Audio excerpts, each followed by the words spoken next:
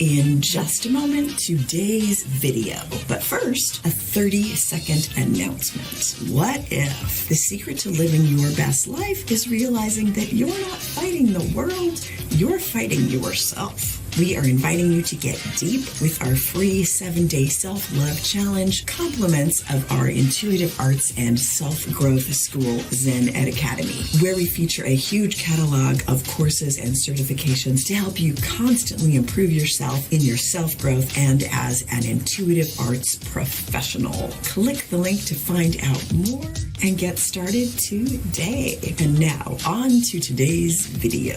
You get here, give me a hashtag FeelGoodFam, or good morning, put a happy sun in the comments, whatever. Let me know you're here. Let me see your shiny faces. Okay, this morning I want to talk about one-sided relationships. If you haven't had a relationship that is one-sided, raise your hand in the comments, and I bet you there will be crickets in the comments. If you have had a one-sided relationship in the comments, drop a really scary gif of some kind, like, I don't know, one-sided relationships. Who hasn't been in a one-sided relationship, right? Relationships can become out of balance and one-sided if we don't occasionally check in with each other. Okay, this is a more long-term relationship check-in advice, I think. But one of the most beautiful qualities of an intimate relationship is the give and take of energy that occurs between two people. That's what we want, right? That's the unicorn. In the best case scenario, both people are sharing the talking and the listening and the exchanging and the giving and the receiving of support equally. But occasionally, with any relationship, the balance shifts, and one person needs to listen more or give more. Generally, over a long time, even this exception will take on a balanced rhythm. We all go through times when we take more and times when we give more. It's just the way the relationship happens, right? It's just the way of relationships. However, there are also relationships in which the balance has always felt one-sided. It's like, you just can't get up there. You may have a friend that you really like, but you have begun to notice that their conversations are always about their life and their problems and their traumas and their things, and they never ask about you, and you feel like you're imposing to talk about yourself. You may also have a friend who seems to require an inordinate amount of support from you, but who is unable or unwilling to give much in return for years at a time, right? It's just like you really like this person, but you're not able to get intimate deeper because you can't ever really give of yourself or open yourself up because they're always the one who's talking, right? Over time, these relationships can be draining and unsatisfying. You just don't want to show up for them anymore. One option is to simply end the relationship or let it fade out naturally. Another option is to communicate to your friend that you would like to create a more equal balance in which your concerns get some airtime. Your friend might not realize that they're taking up all of the space. Because when we're talking about ourselves, we're feeling really happy because, I get lots of airtime. But you don't sometimes realize that the other person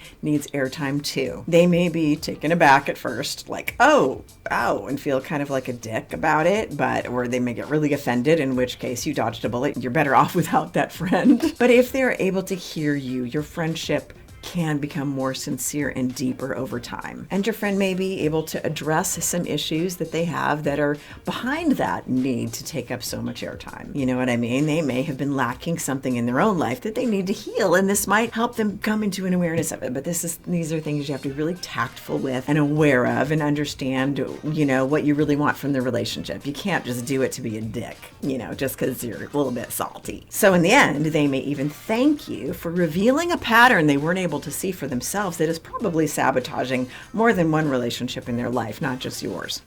A third option is to simply accept the relationship as it is.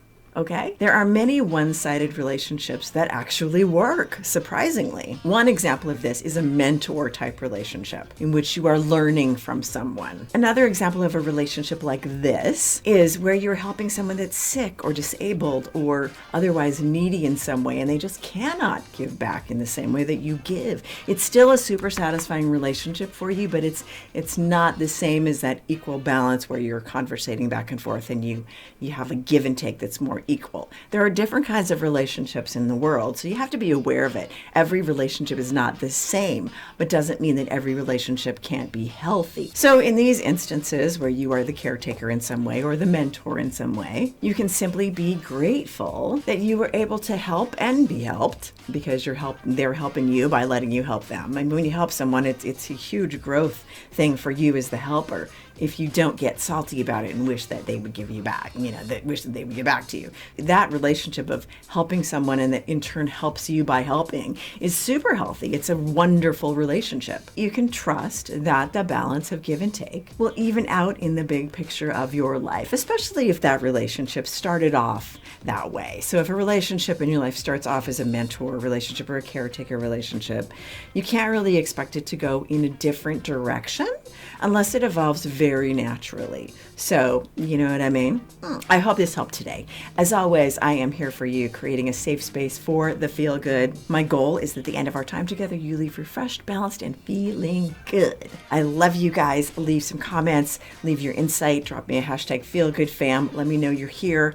Keep me in the loop. It's a feel-good loop because I feel good when you feel good. It makes me happy. Just a reminder to take a moment and smash that subscribe button. And don't forget to sign up for our free 7-day self-love challenge. Compliments of Zen Ed Academy, where it has never been easier than right now to get comprehensive PhD-backed education to improve your life and to get professionally certified in your intuitive arts career. Mediumship, tarot, self-growth. Thanks for watching, and we will see you in the next video.